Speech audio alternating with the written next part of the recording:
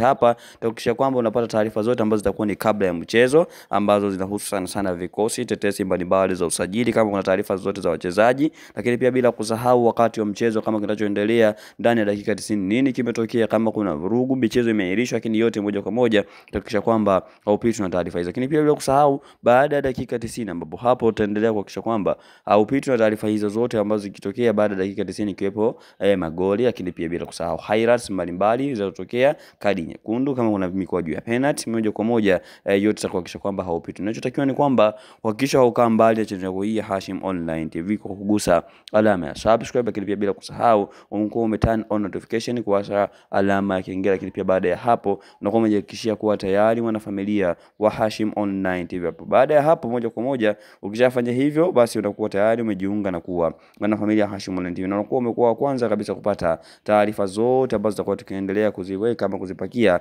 katika ukurasa huo wa YouTube na kurasa zingine mbalimbali.